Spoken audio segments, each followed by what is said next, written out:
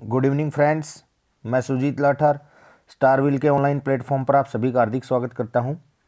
हमने सीडीपी की test series start कर रखी है, जिसमें आज हम रीट या आरटेट 2012 जो लेवल फर्स्ट का पेपर हुआ था उसकी सीडीपी या चाइल्ड डेवलपमेंट को डिस्कस करेंगे, जिसमें कुछ 30 क्वेश्चंस हैं।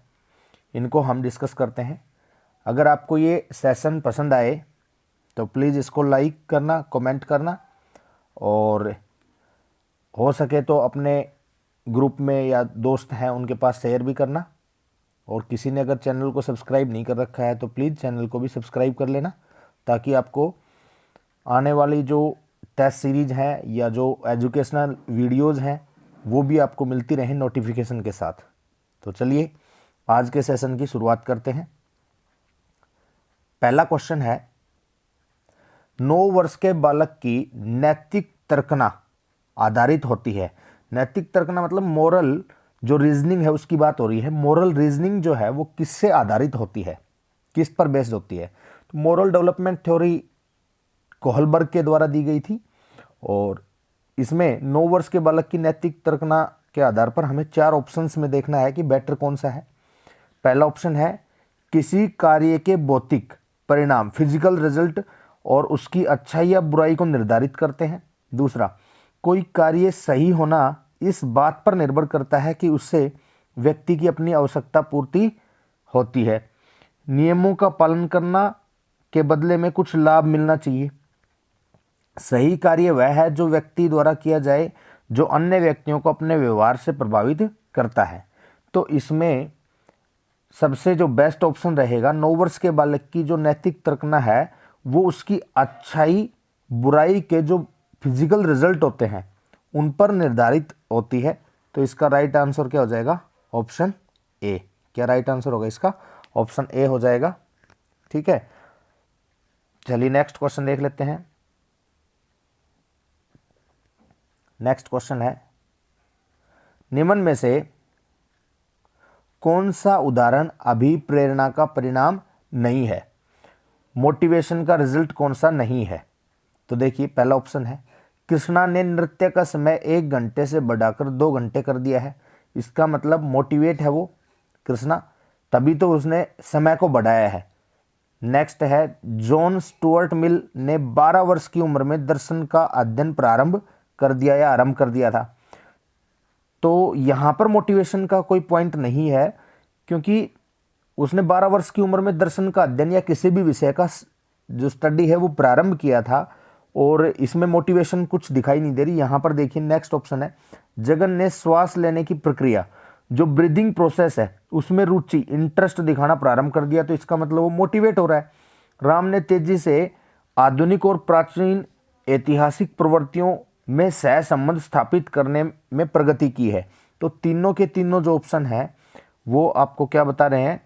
इंटरेस्ट क्रिएट कर रहे हैं। किसको छोड़कर? ऑप्शन बी को छोड़कर। तो इसका राइट आंसर क्या होगा? Option B. ठीक है, यहां पर जो निशान लगे हुए हैं इन निशान को आप मत देखना, ये किसी बच्चे का पेपर है। और राइट आंसर क्या होगा इसका? Option B. John Stuart Mill ने 12 वर्ष की उम्र में दर्शन का अध्ययन प्रारंभ कर दिया था। यहां पर अभिप्रेरणा का परिणाम या रिजल्ट नहीं दिखाई देता है। चलिए नेक्स्ट क्वेश्चन देख लेते हैं।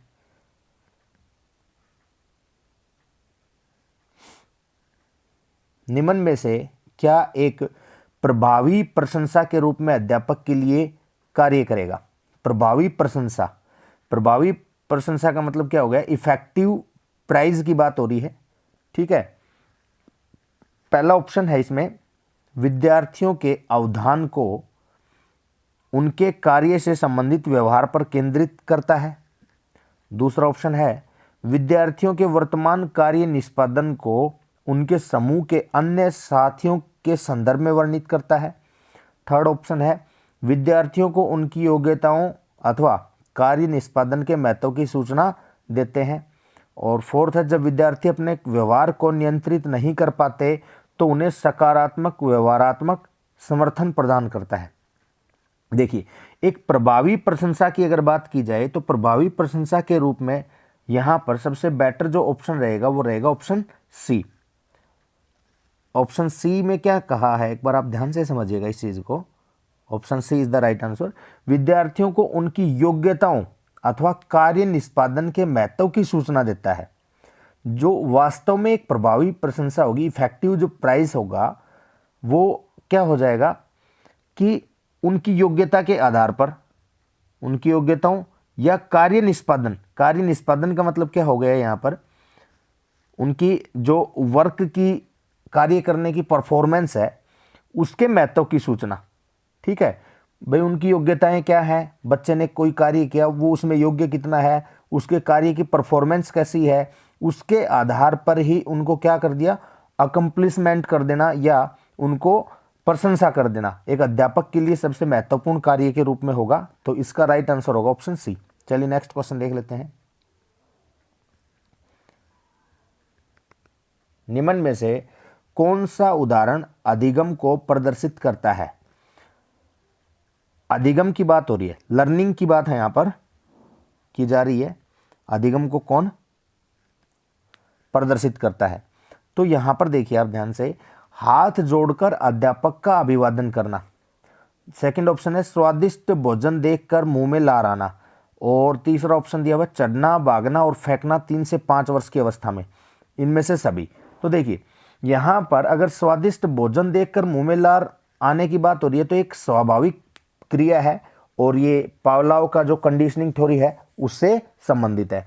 चढ़ना, भागना, फेंकना 3 से 5 वर्ष की अवस्था में या किसी भी अवस्था की हम बात करें तो ये चढ़ना है, भागना, फेंकना ये भी स्वाभाविक क्रियाएं हैं। हालांकि उसने प्रारंभ में कुछ अधिगम किया था, सीखने की कोशिश की थी किसी, जैसे चलना, दौड़ना, फेंकना, लेकिन 3 से 5 वर्ष की अवस्था में बच्चा जो है वो सीख नहीं रहा बल्कि वो उन चीजों को सीख चुका है पहले ही।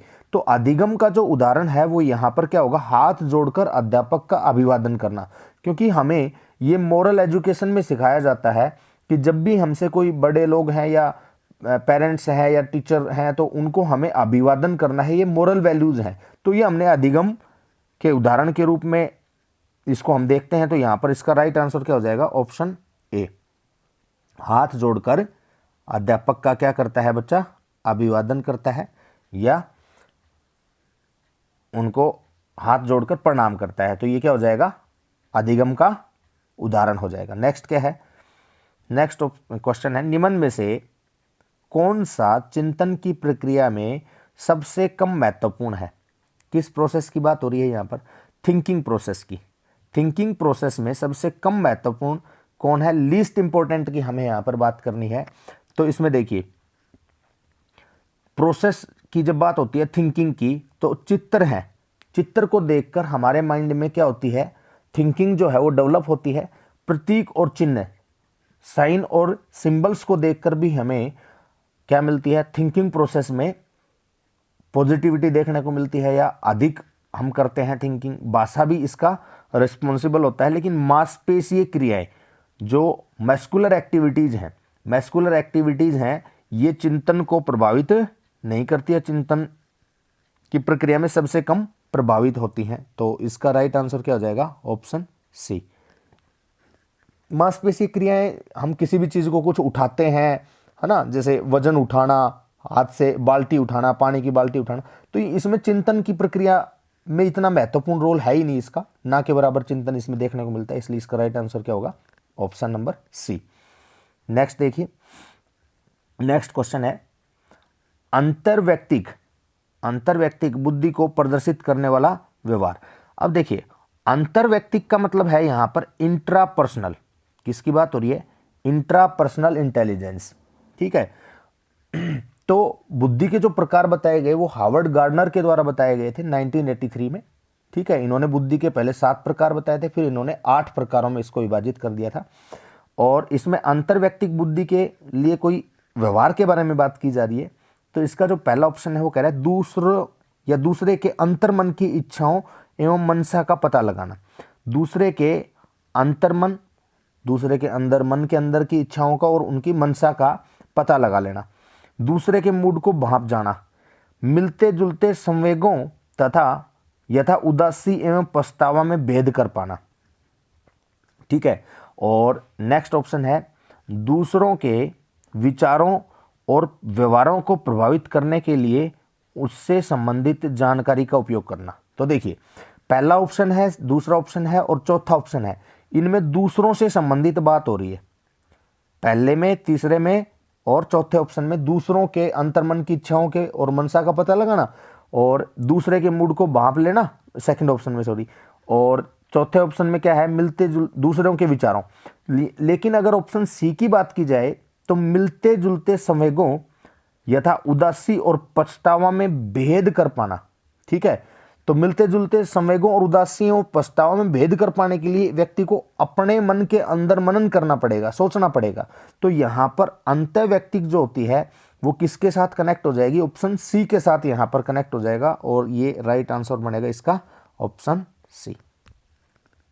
ठीक है, चलिए नेक्स्ट क्वेश्चन देख लेते हैं। नेक्स्ट क्वेश्चन है, निम्न में से कौन सी व्यहू रचना अभिप्रेत लैंगिक अंतरों को मद्देनजर रखते हुए लैंगिक समता की भावना के विपरीत है। देखिए, यहां पर जेंडर इक्विलिटी की बात हो रही है और बात किस में किया जा रहा है, यहां पर व्यहू रचना अभिप्रेत लैंगिक अंतरों को मद्देनजर, मतलब लैंगिक डिफरेंसेस को भी मद्देनजर रखना है, ध्यान में रखते हुए, और जेंडर इक्विलिटी की भावना के विपरीत कौन सा है, ये ऑप्शन हमें बताना है। तो इसमें पहला ऑप्शन कह रहा है, विद्यार्थियों को बताएं कि रूढ़िबद्ध विषयों में सफलता हासिल कर सकते हैं। ठीक है, स्टीरियोटाइप सब्जेक्ट जो एरिया होता है ना, उनमें सक्सेस ले सकते हैं, ये बताया जाए। या सेकंड ऑप्शन है, प्रारंभिक विद्यालय वर्षों में लड़के और लड़कियों में शारीरिक और गामक कौशलों के विकास में स्वाभाविक की क्षमता समान होती है, ये बात उनको बताई जाए। या ऑप्शन सी है, लड़कों को समस्याओं के समाधान और विषयों पर नियंत्रण रखने के लिए उनकी योग्यता पर उनको आत्मविश्वास विकसित करने के लिए सहयोग प्रदान करें। तो यहां पर किसकी बात हो रही है, व्यहू रचना जो लैंगिक अंतरों को मद्देनजर रखते हैं, लैंगिक समता की भावना के विपरीत है, लैंगिक समानता की भावना के ये विपरीत है, ये जेंडर इक्वलिटी को शो नहीं कर रहा। यहां पर लड़कों के बारे में देखो बात हो रही है, लड़कों की समस्याओं को समाधान में नियंत्रण करने के लिए उनकी योग्यताओं को, आत्मविश्वास को विकसित करने की बात हो रही है, जबकि बात होनी चाहिए लड़के और लड़कियों के लिए समानता की। तो पहला ऑप्शन ठीक है, दूसरा सही है, तीसरा गलत है और चौथा भी सही है। तो यहां पर हमें विपरीत बात बतानी है, विपरीत मतलब गलत कौन सा है, तो इसका राइट आंसर हो जाएगा ऑप्शन नंबर सी। क्या राइट आंसर हो जाएगा इस क्वेश्चन का, ऑप्शन सी इसका राइट आंसर हो जाएगा। चलिए नेक्स्ट क्वेश्चन देख लेते हैं। नेक्स्ट है, एक अध्यापक किसी भी समूह में समुदाय आधारित व्यक्तिगत विभिन्नताओं को समझ सकता है। एक अध्यापक किसी भी समूह में समुदाय आधारित व्यक्तिगत विभिन्नताओं को समझ सकता है, किसके माध्यम से समझ सकता है अध्यापक, आंखों के संपर्क के आधार पर, बुद्धि के आधार पर, भाषा एवं अभिव्यक्ति के आधार पर या गृह कार्य के आधार पर। किसी भी समूह में समुदाय आधारित व्यक्तिगत विभिन्नताओं को, देखिए किसी समूह की बात हो रही है और समूह में समुदाय आधारित व्यक्तिगत विभिन्नताओं की बात हो रही है, तो इंडिविजुअल डिफरेंसेस को समझने के लिए व्यक्ति का व्यवहार हमें देखने की जरूरत पड़ेगी। अब व्यक्ति का व्यवहार देखने के लिए सबसे बेस्ट तरीका क्या है, इसका राइट आंसर हो जाएगा ऑप्शन सी। इसके लिए क्या करेगा एक अध्यापक भाषा और अभिव्यक्ति के आधार पर यह बता पाएगा या डिफरेंसेस कर पाएंगे कि किस प्रकार के समूह का सदस्य है ये और इसमें किस प्रकार की व्यक्तिगत विभिन्नताएं हैं। भाषा और अभिव्यक्ति के आधार पर अध्यापक इस चीज को अच्छे से समझा सकता है या समझ सकता है। चलिए नेक्स्ट क्वेश्चन है, सृजनशीलता के पोषण के लिए, क्रिएटिविटी के पोषण के लिए एक अध्यापक को अपने विद्यार्थियों को रखना चाहिए। एक अध्यापक को अपने विद्यार्थियों को किस प्रोसेस के अंतर्गत रखना चाहिए, चारों ऑप्शन है, देख रहे हैं। पहला ऑप्शन है कार्य केंद्रित, दूसरा ऑप्शन है लक्ष्य केंद्रित, तीसरा ऑप्शन है पुरस्कार केंद्रित, चौथा ऑप्शन है पुरस्कार केंद्रित, तीसरा ऑप्शन है कार्य केंद्रित और लक्ष्य केंद्रित।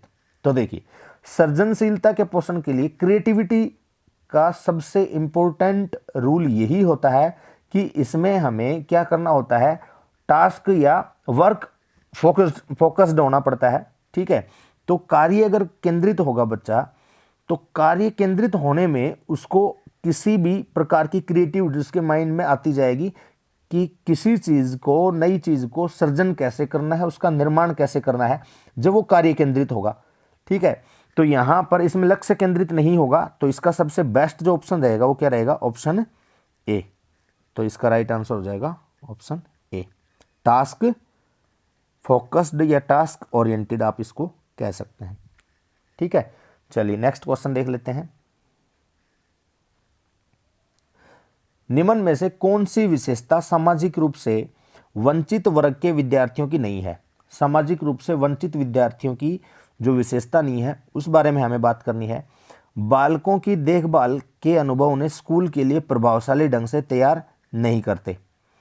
ठीक है, ये तो सामाजिक रूप से वंचित की विशेषता है। नियमित स्वास्थ्य संबंधी देखभाल नहीं मिलती, ऑप्शन सेकंड ये है। और व्यापक एवं विविध अनुभवों को प्राप्त करने का मौका नहीं मिलता।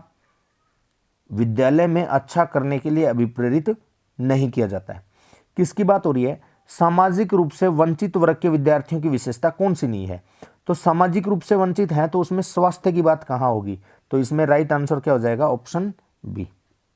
ठीक है, ये सामाजिक रूप से वंचित वर्ग के विद्यार्थियों की विशेषता नहीं है। बाकी की तीनों विशेषताएं सोशल रूप से जो वंचित विद्यार्थी हैं, ठीक है, उनकी होती है। डिसएडवांटेज, इनको डिसएडवांटेज वाले विद्यार्थी होते हैं, स्टूडेंट होते हैं। तो ऑप्शन बी इसका राइट आंसर होगा। चलिए नेक्स्ट क्वेश्चन देख लेते हैं। क्रियात्मक अनुसंधान। क्रियात्मक अनुसंधान का जो एजुकेशन में सबसे पहले प्रयोग किया गया वो स्टीफन कोरे के द्वारा किया गया था। स्टीफन कोरे का संबंध क्रियात्मक अनुसंधान से है। 1951 में इन्होंने इसका एक्शन रिसर्च का प्रयोग किया था एजुकेशन में। क्रियात्मक अनुसंधान मौलिक अनुसंधान से भिन्न है, क्योंकि देखो मौलिक अनुसंधान की यहां पर बात हो रही है, बेसिक जो रिसर्च होती है और एक्शन रिसर्च, इनके बारे में यहां पर बात हो रही है। तो पहला ऑप्शन क्या कह रहा है कि अध्यापकों, शैक्षिक प्रबंधकों एवं प्रशासकों के द्वारा किया जाता है। बिल्कुल पहला ऑप्शन ही इसका सही होगा। राइट आंसर क्या होगा इसका, ऑप्शन ए हो जाएगा। देखिए जो क्रियात्मक अनुसंधान है वो एजुकेशन में किया जाने लगा है। पहले ये एजुकेशन में इसको यूज नहीं किया जाता था।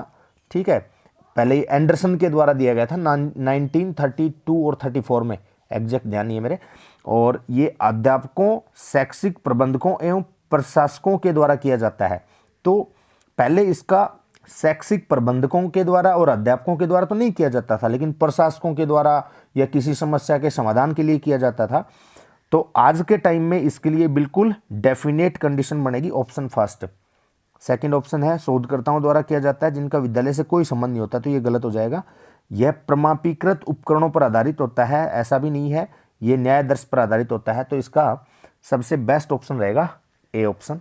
चलिए नेक्स्ट क्वेश्चन देख लेते हैं। क्रियात्मक अनुसंधान में देखिए, क्रियात्मक अनुसंधान एक्शन रिसर्च जो है, इसमें आपको पहला ऑप्शन दिया हुआ क्रियात्मक उपकल्पनाओं का निर्माण समस्याओं के कारणों पर आधारित होता है। बिल्कुल, क्रियात्मक अनुसंधान में जो कल्पनाएं बनती है ना, वो किस आधार पर बनती हैं, समस्याओं के कारणों पर आधारित, कि समस्या के कारण क्या रहे हैं और इन समस्याओं से निजात पाने के लिए किस प्रकार की वैज्ञानिक पद्धति के आधार पर इसको दूर किया जा सकता है, इस चीज के बारे में बात होती है क्रियात्मक अनुसंधान में। तो इसका पहला ऑप्शन ठीक लग रहा है। चलिए फिर भी देख लेते हैं एक बार ऑप्शन सेकंड। क्रियात्मक उपकल्पनाओं का निर्माण किसी तर्क युक्त विवेक पर आधारित है। नेक्स्ट ऑप्शन है क्रियात्मक उपकल्पनाओं का निर्माण इस प्रकार किया जाता है ताकि उनका सांख्यिकीय सत्यापन किया जा सके, तो ये तो गलत ही हो जाएगा। नेक्स्ट है क्रियात्मक उपकल्पनाओं का निर्माण नहीं किया जाता, ये भी गलत है। तो इसका सबसे बेस्ट आंसर रहेगा ऑप्शन ए। चलिए नेक्स्ट क्वेश्चन देख लेते हैं।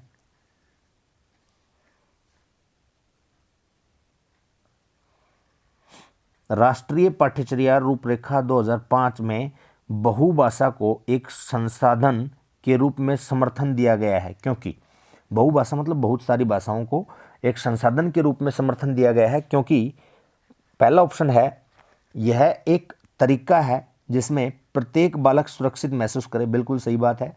भाषागत पृष्ठभूमि के कारण कोई भी बालक पीछे न छूट पाए, ये बात भी बिल्कुल सही है। यह बालकों को अपने पर विश्वास के लिए प्रोत्साहित करेगा या प्रोत्साहन देगा, ये बात भी सही है। इसका मतलब इसका राइट आंसर रहेगा ऑप्शन डी। इसका राइट आंसर क्या रहेगा? Option D. चलिए नेक्स्ट क्वेश्चन देख लेते हैं।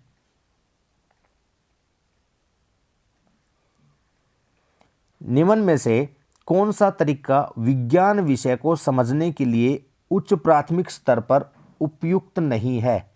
कौन सा तरीका उपयुक्त नहीं है या कौन सा तरीका सही नहीं है? तो पहला ऑप्शन है इसका, वस्तुओं का प्रेक्षण करना व अवलोकनों को रिकॉर्ड या दर्ज करना। ठीक है, observing things and recording observations, बिल्कुल सही है। तो रेखा चित्र बनाना, प्लॉटिंग ग्राफ्स, ये भी सही है।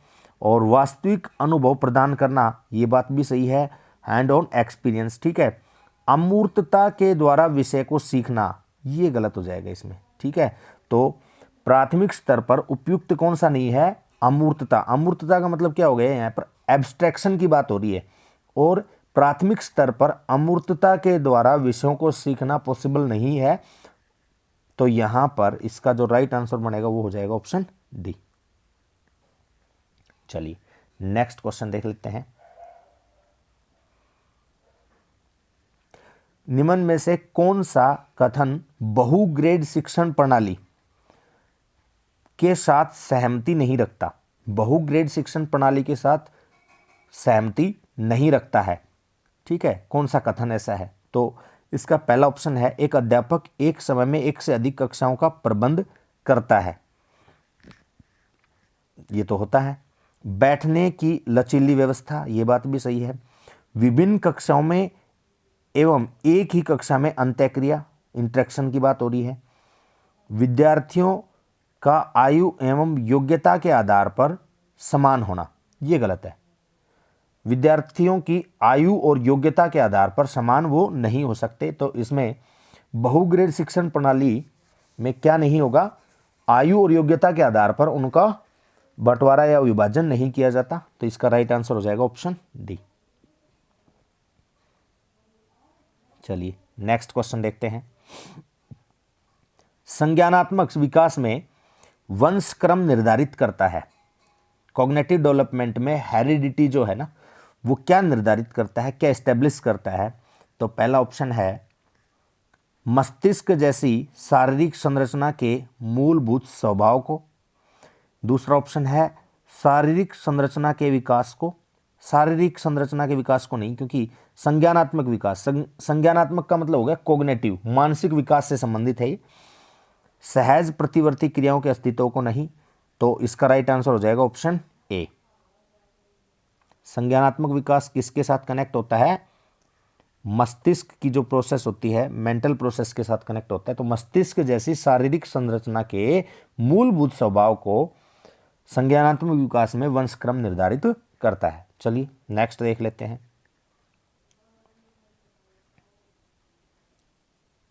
नेक्स्ट है, निम्न में से कौन सा कथन सही नहीं है? कौन सा कथन सही नहीं है?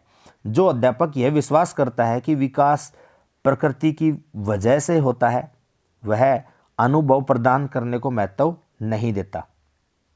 जो अध्यापक यह विश्वास करता है कि विकास प्रकृति की वजह से होता है, वह अनुभव प्रदान करने को महत्व नहीं देता है। ठीक है, तो ये बात तो क्या है? बिल्कुल सही है। प्रारंभिक अनुभव महत्वपूर्ण होते हैं और अध्यापक का हस्तक्षेपण भी। हस्तक्षेपण का मतलब क्या हो गया यहाँ पर कि कोई भी टीचर है वो किसी चीज़ को मतलब इंटरप्ट करे। ठीक है, इंटरप्ट करने को भी महत्वपूर्ण माना गया है, ये बात भी सही है। प्रारंभिक अनुभव महत्वपूर्ण होते हैं और अध्यापक का हस्तक्षेपण या इंटरप्शन भी महत्वपूर्ण है। बीच बीच में टोक कर बताना, अपनी कोई भी गलती बताना बच्चों को, और फिर उनको थोड़ा सा इंस्ट्रक्शन देना, ये भी महत्वपूर्ण है। नेक्स्ट है, प्रारंभिक जीवन की नकारात्मक घटनाओं के प्रभाव से कोई भी अध्यापक बचाव नहीं कर सकता, ये गलत है ना। प्रारंभिक जीवन की जो नकारात्मक घटनाएं हैं उनसे भी एक अच्छा अध्यापक जो है, शिक्षक है, वो बचाव कर सकता है। बच्चे का जो माइंड है वो उसको दूसरी ओर डाइवर्ट कर सकता है। तो इसका जो राइट आंसर हो जाएगा वो क्या हो जाएगा, ऑप्शन सी। यह कथन सही नहीं है। ऑप्शन डी भी एक बार पढ़ लेते हैं। व्यवहारात्मक परिवर्तन के संदर्भ में विकास वातावरणीय प्रभावों के फलस्वरूप होता है। बिल्कुल, व्यवहारात्मक परिवर्तन के संदर्भ में विकास वातावरणीय जो इन्वायरमेंटल इफेक्ट होते हैं उनका ही परिणाम होता है। चलिए नेक्स्ट देख लेते हैं। निम्न में से कौन सी विशेषता परिपक्वता को अधिगम से अलग करती है? यह एक स्वाभाविक प्रक्रिया है। It is a natural process. यही बात गलत लग रही है। चलिए नेक्स्ट देखते हैं। यह अभ्यास पर निर्भर करती है, बात सही है। यह प्रेरकों पर निर्भर करती है, यह बात भी सही है। जीवन पर्यंत चलने वाली प्रोसेस है अधिगम, तो यह एक स्वाभाविक प्रक्रिया नहीं है, यही इसको अलग करती है। ठीक है, कैसे? विशेषता परिपक्वता को अधिगम से अलग करती है। जो मैचुरेशन है ना, वो लर्निंग से अलग कैसे होगी? मैचुरेशन में अगर जैसे कोई हम ये सोचें कि भाई ये तो एक स्वाभाविक प्रक्रिया है, जैसे जैसे बच्चा बड़ा होगा वो सीख पाएगा, लेकिन आप देखते होंगे कि जिसमें बुद्धि कम है या जो सामान्य से बहुत नीचे लेवल का बच्चा है, तो उसमें ये स्वाभाविक प्रक्रिया नहीं होती, वो अधिगम कर ही नहीं पाते, वो लर्निंग के लिए बने ही नहीं होते। तो ये एक स्वाभाविक प्रक्रिया नहीं है। मैच्योरिटी का इससे कोई लेना देना यहाँ पर नहीं बनता। हाँ, मैच्योरिटी की जरूरत होती है लर्निंग प्रोसेस के लिए, लेकिन अगर कोई बच्चा क्षीण बुद्धि है तो उसके लिए एक ये नेचुरल प्रोसेस कैसे हो सकती है? उसके लिए तो ये तो बहुत ही भयंकर प्रोसेस होगी, नेचुरल कहाँ हुई? तो इसका राइट आंसर क्या होगा? Option A. चलिए नेक्स्ट देख लेते हैं। नेक्स्ट क्वेश्चन है, निम्न में से कौन सा कथन विकास के संबंध में सही नहीं है? कौन सा कथन विकास के संबंध में सही नहीं है? तो पहला देखिए, विकास प्रतिमानों की कुछ निश्चित विशेषताओं की भविष्यवाणी की जा सकती है। बिल्कुल सही बात है। विकास प्रतिमानों की कुछ निश्चित विशेषताओं की भविष्यवाणी की जा सकती है। बिल्कुल, विकास की भविष्यवाणी की जा सकती है, अनुमान लगाया जा सकता है। दूसरा है, विकास का उद्देश्य वंशानुगत संभाव्य क्षमता का विकास करना है। यह बात भी सही है। विकास के विभिन्न क्षेत्रों में संभाव्य खतरे नहीं होते हैं, ये बात गलत है। विकास के प्रत्येक क्षेत्र में संभाव्य जो खतरे होते हैं वो बने रहते हैं, खतरों की संभावना रहती है हमेशा ही। तो इसका जो राइट आंसर रहेगा ऑप्शन सी हो जाएगा। चलिए लास्ट भी पढ़ लेते हैं। प्रारंभिक विकास बाद के विकास से अधिक महत्वपूर्ण है, ये बात भी सही है। ठीक है, तो यहां पर क्या आएगा? ये आप उसी कथन के अनुसार ध्यान रख सकते हो कि मकान से ज्यादा जरूरत मजबूत नींव की है। तो विकास के जो प्रारंभिक विकास जो है ना, प्रारंभिक विकास, वो प्रारंभिक विकास अगर महत्वपूर्ण रहा है तो बाद के विकास पर भी उसके इफेक्ट देखने को मिलेंगे पॉजिटिव रूप में। चलिए नेक्स्ट देख लेते हैं। नेक्स्ट क्वेश्चन है, दल या गैंग का सदस्य होने से समाजीकरण उत्तर बाल्यावस्था में बेहतर होता है। निम्न में से कौन सा कथन इस विचार के विपरीत है?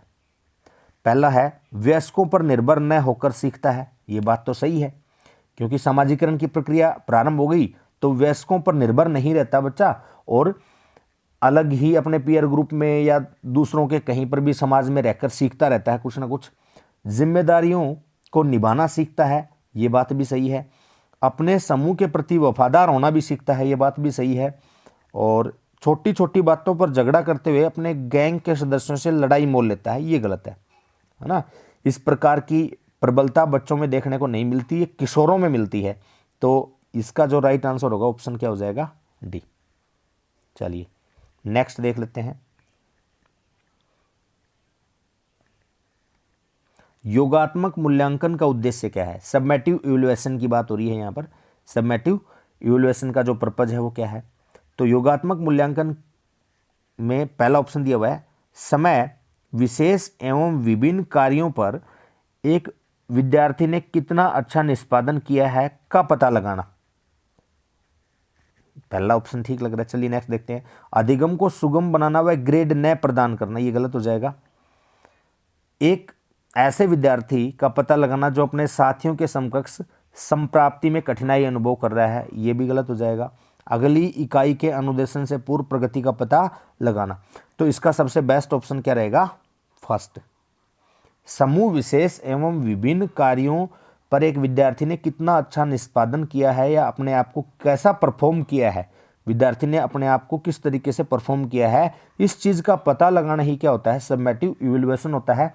और जो हमारी मार्कशीट आती है वो भी एक समेटिव इवैल्यूएशन का ही एग्जाम्पल हम ले सकते हैं। चलिए नेक्स्ट क्वेश्चन देखते हैं। राजू खरगोश से डरता था। राजू खरगोश से डरता था। शुरू में खरगोश को राजू से काफी दूर रखा गया। आने वाले दिनों में हर रोज खरगोश और राजू के बीच की दूरी कम कर दी गई। अंत में राजू की गोद में खरगोश को रखा गया और राजू खरगोश से खेलने लगा। यह प्रयोग किस चीज का उदाहरण है? यह प्रयोग किसका उदाहरण है? तो अब यहां पर अपने को यह ध्यान रखना है। देखिए, राजू प्रारंभ में क्या कर रहा था? खरगोश से डर रहा था, अफ्रेड था, ठीक है। लेकिन बाद में वो खरगोश से डरता नहीं है और धीरे धीरे उसको अपने पास बुलाने लगता है या उसके साथ खेलने लगता है। तो ये जो है उसके साथ एक कंडीशन क्रिएट हो गई है और उस कंडीशन को हम कहेंगे क्लासिकल कंडीशनिंग। कौन सी कंडीशनिंग हो गई है उसके साथ? क्लासिकल कंडीशनिंग हो गई है, ठीक है। तो इसका जो राइट आंसर बनेगा वो ऑप्शन बी हो जाएगा। क्या राइट आंसर हो जाएगा इसका? ऑप्शन बी, ठीक है। क्लासिकल कंडीशनिंग, शास्त्रीय अनुबंधन का सिद्धांत इसमें काम करेगा। राजू ने उसके साथ रिलेशन बना लिया है। चलिए नेक्स्ट देखिए।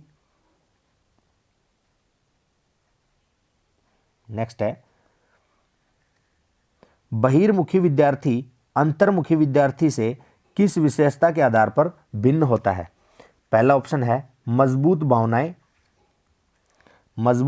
पसंदगी एवं नापसंदगी। नेक्स्ट है मन ही मन परेशान होने की अपेक्षा अपनी भावनाओं की अभिव्यक्ति या अपनी भावनाओं को अभिव्यक्त करता है। ये बात सही है। बहिर्मुखी जो व्यक्ति होता है या बहिर्मुखी जो विद्यार्थी होगा, एक्सट्रोवर्ट जिसको हम कहते हैं, वह अपनी भावनाओं को समाज के सामने या लोगों के सामने व्यक्त कर देता है। जबकि इंट्रोवर्ट जो व्यक्ति होता है, जो बच्चा होता है, वो अपनी भावनाओं को लोगों के सामने व्यक्त नहीं करता है। तो यही इसका राइट आंसर हो जाएगा ऑप्शन बी। ऑप्शन बी इसका राइट आंसर हो जाएगा क्वेश्चन नंबर 23 का। अपने नेक्स्ट भी पढ़ लेते हैं। अपने बौद्धिक कार्यों में डूबा रहता है, तो ये अंतर्मुखी व्यक्ति होता है जो अपने बौद्धिक कार्यों में डूबा रहता है। ये भी अंतर्मुखी व्यक्तित्व के गुण होते हैं। बोलने की अपेक्षा लिखने में बेहतर होता है।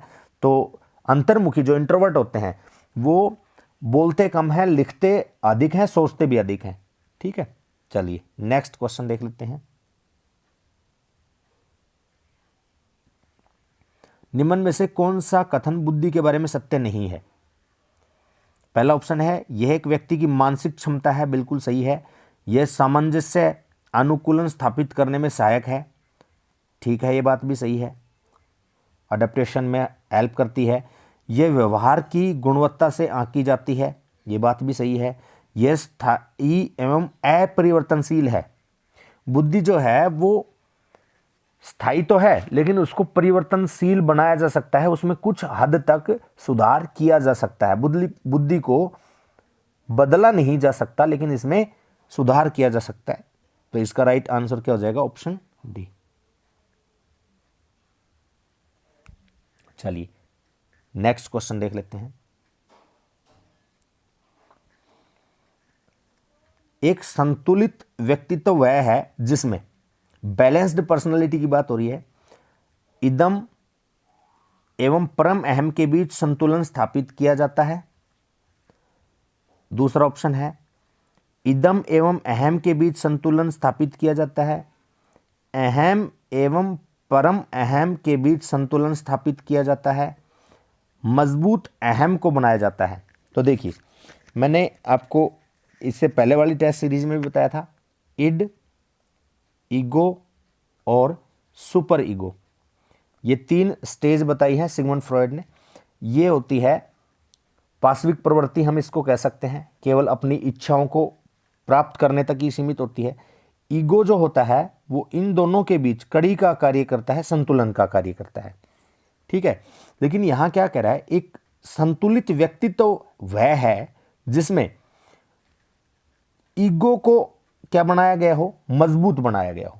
क्योंकि ये भी संतुलित व्यक्ति नहीं कहलाता और ये भी नहीं, क्योंकि ये बहुत अधिक सैद्धांतिक प्रवृत्ति के लोग होते हैं और ये केवल अपने इच्छाओं की पूर्ति करने वाले होते हैं। लेकिन ये जो व्यक्ति है वो इन दोनों के बीच कड़ी का कार्य करता है और एक संतुलन का कार्य करता है। तो ईगो जो पर्सनालिटी होती है ना, ये क्या करता है, एक संतुलित व्यक्तित्व के निर्माण में सहायक होता है। तो इसका जो राइट आंसर होगा वो क्या हो जाएगा, ऑप्शन डी, मजबूत अहम को बनाया जाता है।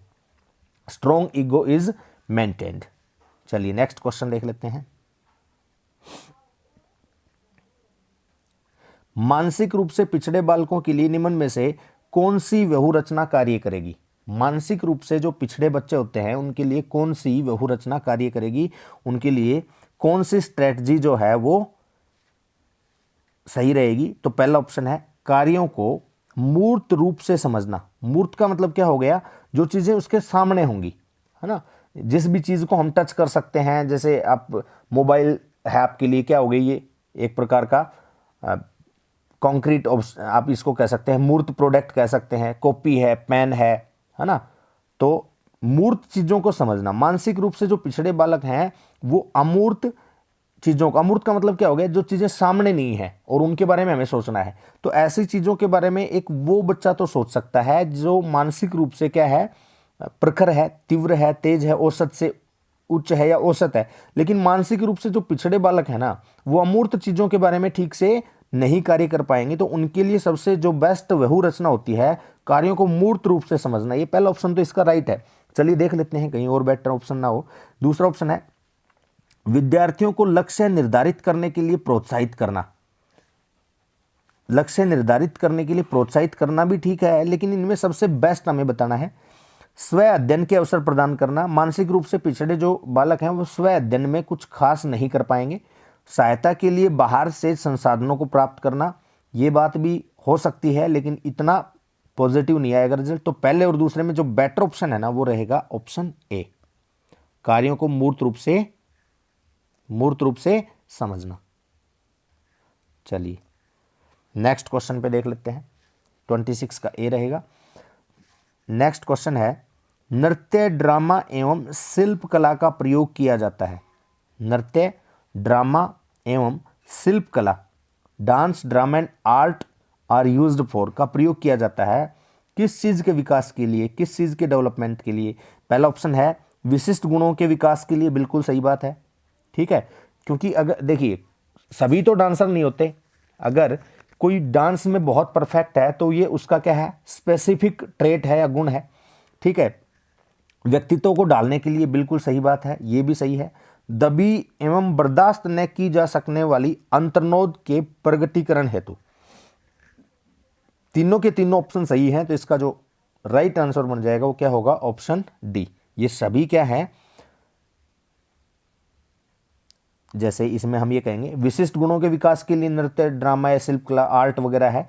व्यक्तित्व को डालने के लिए दबी और बर्दाश्त न की जा सकने वाली अंतर्नोद के प्रगटीकरण हेतु। जैसे मान लीजिए कोई आर्ट या शिल्प कला, कोई चित्र, पेंटिंग कुछ भी बनाते हैं, तो इस प्रकार की जो कला है वो बाहर कैसे आएगी, ये एक प्रकार के विशिष्ट गुण होंगे। तो ये तीनों ही ऑप्शन इसके लिए सही रहेंगे। ऑप्शन डी इसका राइट आंसर हो जाएगा। चलिए नेक्स्ट क्वेश्चन देख लेते हैं। वर्तनी, वाचन एवं गणना में कठिनाई, सामान्य बुद्धि एवं अच्छी अनुकूलनात्मक योग्यता विशेषता है। किस चीज की विशेषता है ये, तो यहां पर देखिए पहला ऑप्शन धीमी गति से सीखने वालों की नहीं। वर्तनी, वाचन एवं गणना में कठिनाई, सामान्य बुद्धि एवं अच्छी अनुकूलनात्मक योग्यता की विशेषता के बारे में बात कर रहा है। तो यहां पर